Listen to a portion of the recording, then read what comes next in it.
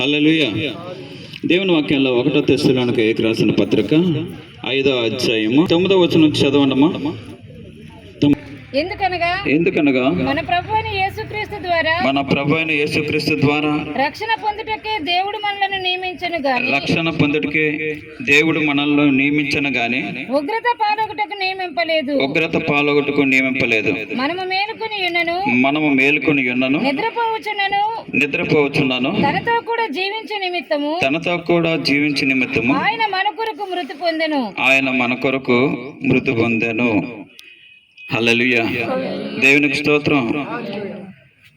ఇక్కడ దేవుని వాక్యంలో రాయబడిన మాటలు మనం ధ్యానించక ముందు ఈ బిడ్డ కోసం, రాజు కోసం చాలా విషయాలు బంధువులు, మిత్రులు, కుటుంబస్తులు తెలియపరిచారు. ఒక కుటుంబంగా ఏర్పరచబడి కుటుంబాన్ని చూసుకుంటూ తన జీవితం అంతా కూడా కొనసాగింపబడి ఆయన మరి తన జీవితాన్ని శాశ్వతంగా ముగించుకున్నాడు. ప్రతి వాళ్ళని కూడా ఈ లోకానికి వస్తాం. మన జీవితం దేవుడు ఎంతవరకు ఇస్తాడో అంతవరకు ఈ లోకంలో మనం జీవించాలి. దేవుడిచ్చిన ఆయుస్సు ఆయన దీర్ఘాయువుని ఇస్తాడు. మనం ఈ లోకంలో దేవుడు మనకు పంపించేటప్పుడే మన డేట్, అలాగే బర్త్డే, డెత్ డే రెండు కూడా ఆయన కలిపిస్తాడు. ఎప్పుడు పుడతామో తల్లికి కానీ తండ్రికి కానీ తెలియదు. ఏ క్షణాల్లో పుడతామో డాక్టర్ కూడా చెప్పలేడు. అలాగే మనం ఎప్పుడు మరణిస్తామో ఏ డాక్టర్ చెప్పలేడు. అలాగే మనం కూడా తెలియదు. ఈ రెండు కూడా దేవుడిచ్చినవి. ఈ జీవిత కాలంలో దేవుడిచ్చిన ఆయుస్సు మనకుంది. అది ఆ మనిషి ఎంతవరకు బ్రతకాలో, ఎంతవరకు జీవించాలో అతని చేతిలో ఉంటుంది. ఆ చేతిలో ఉన్న ఆయుస్ని కొరత చేసుకోగలడు, ఎక్కువ చేసుకోగలడు. ఆయన ఇచ్చిన ఆయుస్సు వరకు మనం బ్రతకాలి అని అంటే ఆయన దేవుడు ఇచ్చాడు కనుక, దేవుడు ఇచ్చిన ఆయుస్సు ఒకవేళ జీవించాలన్నా ఇంకా మరణించాలన్నా దేవుడు మన చేతిలో పెట్టేశాడు అన్నమాట. చెడ్డగా జీవించి చెడ్డగా బ్రతికి ఈ లోకానుసారంగా బ్రతుకుతాను అంటే ఆయుస్సు తొందరగా కోల్పోతాం. అయితే దేవుని కోసం జీవించి దేవుని కోసం నిలబడితే ఇంకా దేవుని కోసం నిలబడినంత మాత్రాన కాదు కానీ పరిశుద్ధంగా జీవించడానికి ప్రయత్నించాలి. దేవుడి ఇష్టమైంది, ఆయన కోరుకున్నవి మనం కానీ మన దేవంతో చేస్తే, ఆయన చిత్తానుసారంగా నడిస్తే మన ఆయుస్సు పొడుగవుతాయి. అయితే ఇందులో ఒక అనుమానం వస్తుంది. మరి అందరూ కూడా పాపం చేసిన వాళ్ళు కూడా జీవిస్తున్నారు, మరి దేవుని నమ్ముకున్న వాళ్ళు జీవిస్తున్నారు, దేవుని దూషించిన వాళ్ళు కూడా ఆయుస్సు ఉంటుంది కదా, అది ఎలాగా అనేసి మీరు అనుకోవచ్చు. దేవుడు అందరికీ టైం ఇస్తున్నాడు. ఆ టైం ప్రకారంగా వాళ్ళు దుష్టుడు అవ్వచ్చు, మంచోడు అవ్వచ్చు, లోకస్తుడు ఎవరు అవ్వచ్చు, ప్రతి వాడికి ఒక టైం నిర్ణయించాడు ఆయన.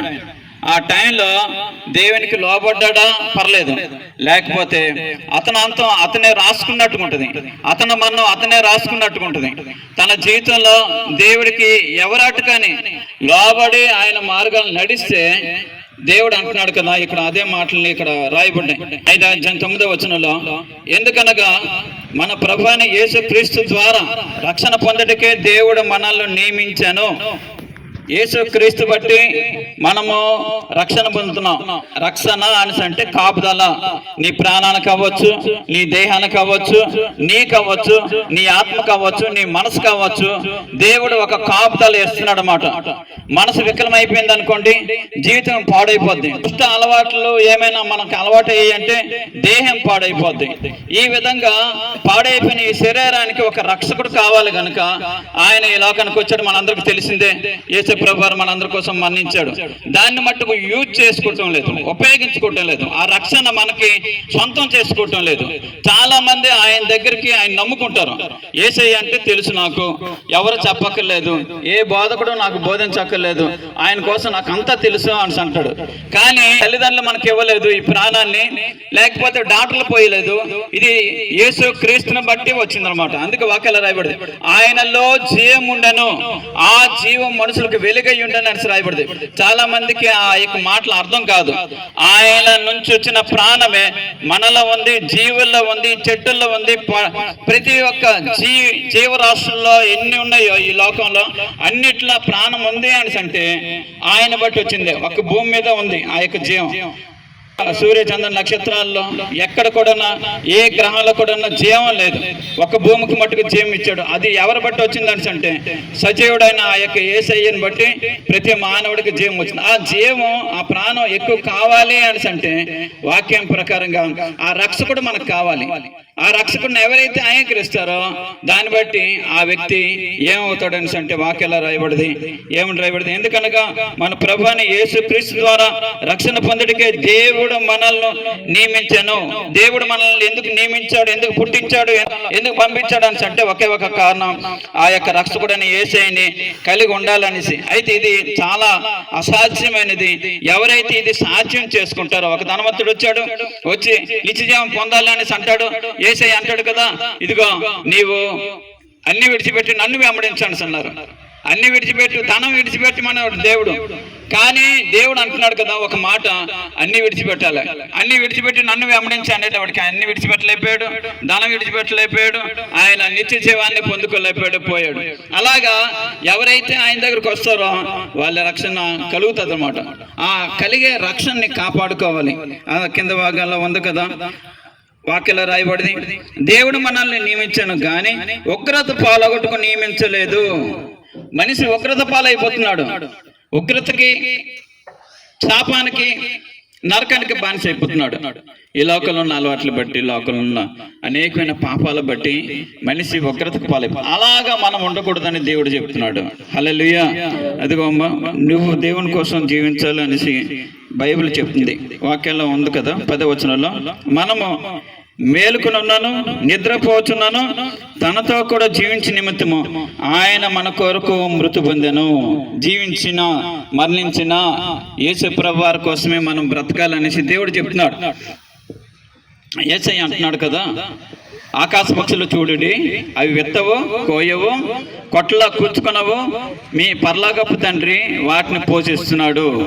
భూమి మీద బ్రతికే ప్రతి జీవికి, మానవులకి ఇంతమందిని చూస్తున్నాడు దేవుడు. అందుకోసమని దేవుడు అంటున్నాడు, మీరు చింతించకండి. అంటే చింతించకపోతే ఎలా బాబు అని అనొచ్చు. కానీ దేవుడి మీద నిరీక్షణ ఉంచుకొని, ఇదిగో నీకు ఇచ్చిన ఆ యొక్క 2 పిల్లల్ని అలాగే కుటుంబాన్ని నడిపించుకోవాలి. ఎలాగ ప్రభువా, నేను ఎలాగ జీవించాలి, నాకు ఏది మార్గం, ఏ విధంగా మీరు నాకు సహాయం చేస్తారయ్యా అనేసి అడిగితే దేవుడు ఒక మార్గాన్ని చూపెడతాడు. మార్గం లేని చోట్ల మార్గం చూపెడతాడు. మోసే ఇశ్రాయేలు అందరూ కూడా ప్రయాణం చేస్తుండగా వెనకతల శత్రువులు వస్తున్నారు. ముందేమో సముద్రం ఉంది, మధ్యలో వాళ్ళు ఉన్నారు.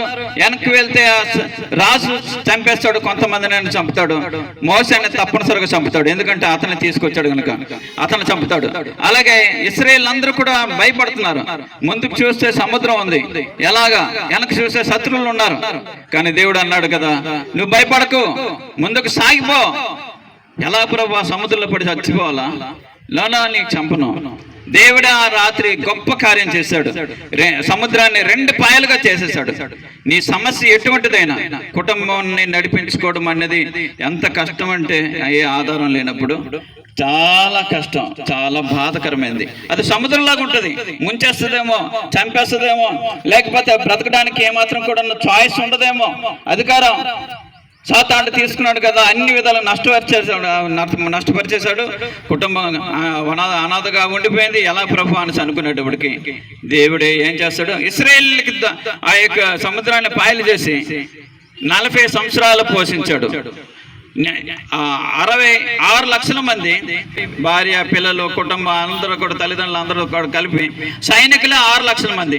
మొత్తం కలిపి ఒక 40 సంవత్సరాలు దేవుడు కనీసం వాళ్ళు ఒక చెప్పు తీసి అక్కడ పెట్టలేదు. ఒక పని కోసం వెళ్ళి ఏ చిన్న పని కూడా చేయలేదు. పోషించాడు ఆయన.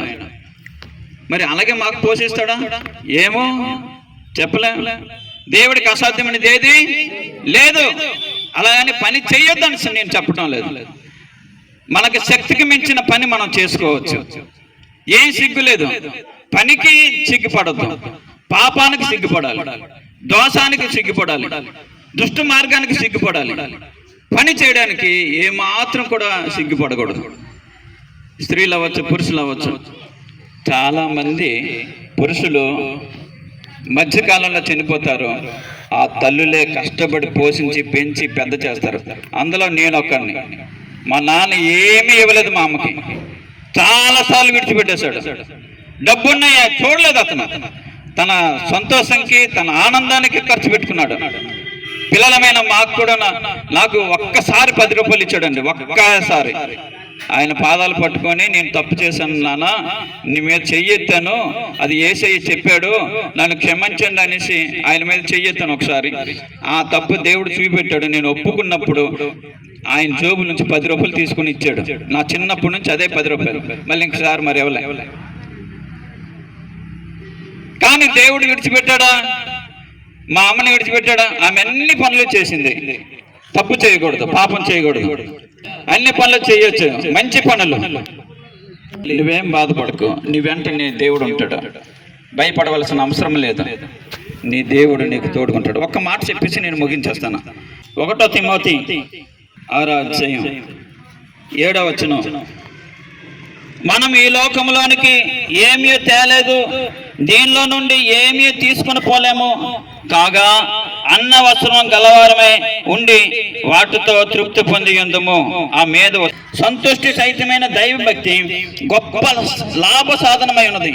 ఇదిగో దేవుని భక్తి నీకు సంతుష్టమైన ఒక లాభకరమైన సహితమైన జీవితం ఇస్తుంది. ఎలాగా సంతృష్టికరమైన జీవితం ఇస్తుంది? దేవుని భక్తి కలిగి, ఏమీ లేకపోయినా దేవుని యందు భయము భక్తి కలిగి ఉంటే సంతోషంగా ఉంటావంట, ఆనందకరంగా ఉంటావంట. దేవుడు ఒక మాట చెప్తున్నాడు ఆ కింద భాగంలో. ఏమనిసి రాయబడదు అంటే, మనం ఈ లోకంలోనికి ఏమీ తేలేదు, దీనిలో నుండి ఏమీ తీసుకుని పోలేము, కాగా అన్న వస్త్రములు గలవారమై ఉండి వాటితో తృప్తి పొంది ఉందము. దేవుడు అన్న వస్త్రాలు తప్పనిసరిగా ఇస్తాడు. ఎందుకంటే మనకు పుట్టించాడు కదా, పుట్టించేటప్పుడు పోషించాలా లేదా? నారు వేసినోడే నీరు పోస్తాడని రాయబడింది. ఏమండి, ఒక చెట్టు వేసామని అంటే దానికి నీరు పోయామా? ఒక కుక్క పిల్లకి తీసుకొచ్చామనుకోండి, దానికి అన్నం పెట్టమా? దానికంటే, చెట్టు కంటే, కుక్క పిల్ల కంటే, జంతువుల కంటే మనం విలువైన వాళ్ళు అని దేవుడు చెప్పలేదా? శ్రేష్టమైన వాళ్ళు అని అన్నాడు దేవుడు. కానీ ఒక్క విషయం, గొంతమ్మ కోరికలకు వెళ్ళొద్దు. అన్న వస్త్రాలు మనకుంటే చాలు.